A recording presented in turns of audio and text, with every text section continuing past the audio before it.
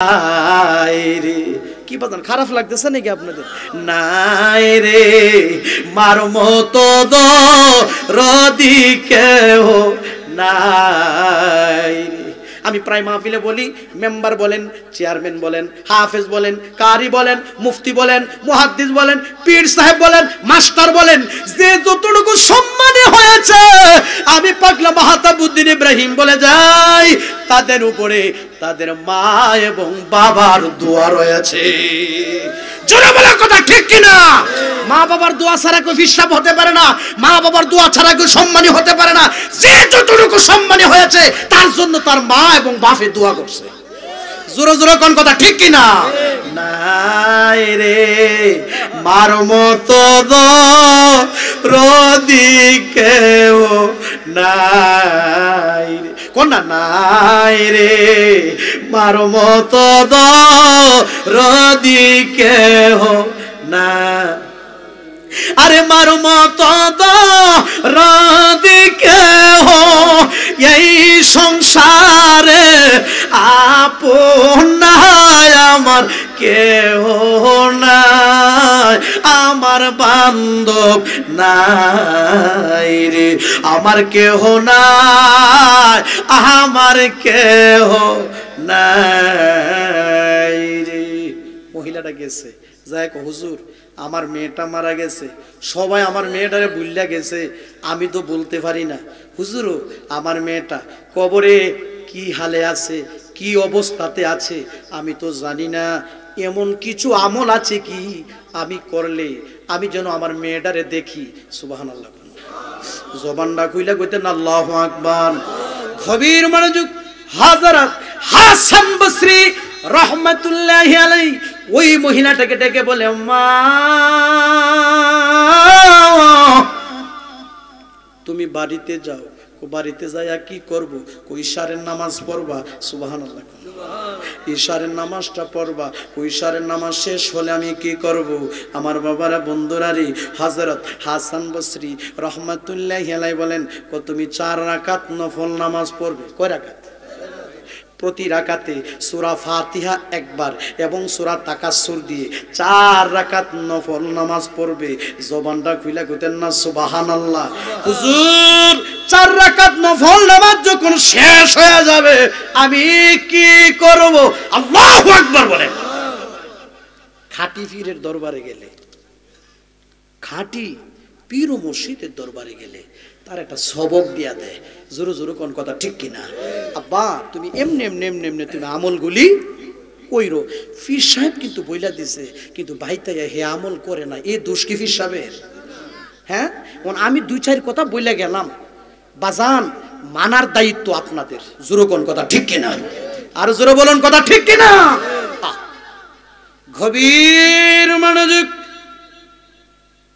4 রাকাত নফল নামাজ পড়বা।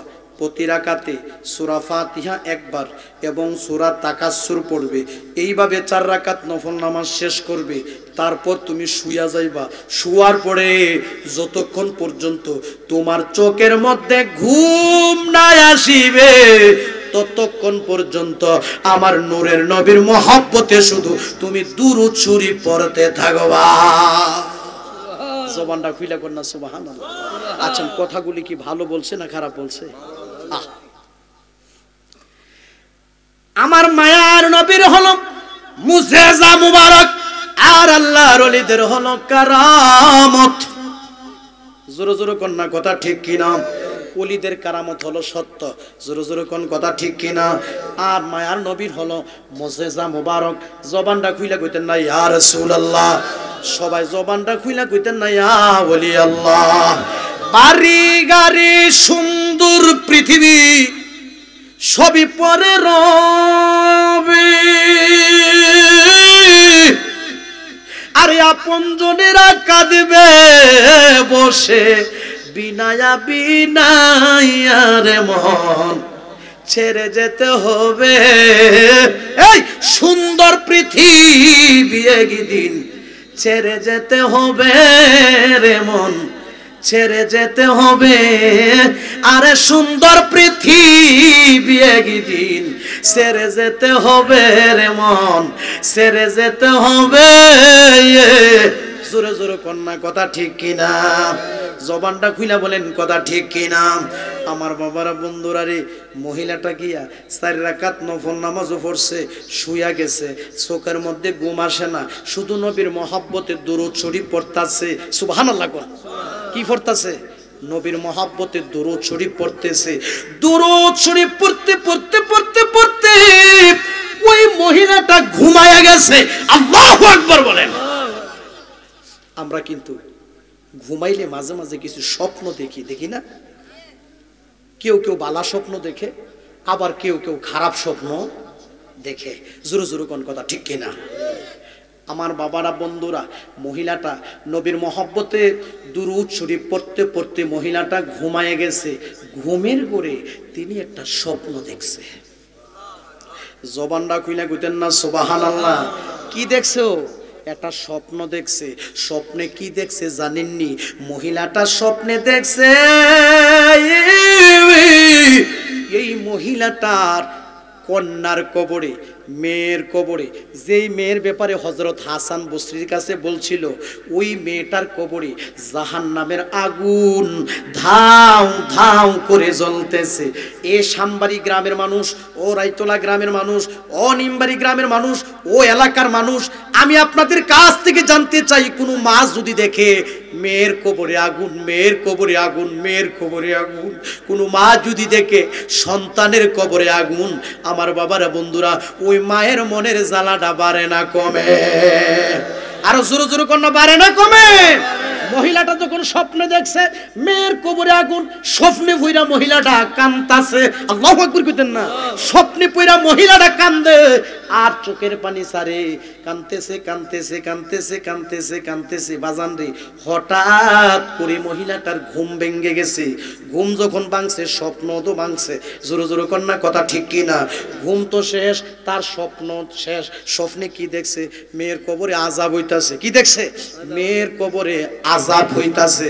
আমার বাবারা বন্ধুরা রে, ও শামবাড়ি গ্রামের বন্ধুরা, গভীর মনোযোগ। ওই মহিলাটার যখন ঘুম ভাঙলো, আমার বাবারা বন্ধুরা, গালের মধ্যে পানি, চোখের পানি লইয়া ওই মহিলাটা দৌড় দিছে। দৌড় দিয়া যাইতে যাইতে যাইতে যাইতে যাইতে গো, আবার হযরত হাসান বসরি রহমাতুল্লাহি আলাইহির দরবারে চলে গেলেন। যায় কও, হুজুর আপনি আমাকে বলছেন ইশারের নামাজ পড়ার জন্য, আমি তো ইশারের নামাজ পড়ছি। আপনি আমাকে বলেছেন 4 রাকাত নফল নামাজ পড়ার জন্য, আমি তো 4 রাকাত নফল নামাজও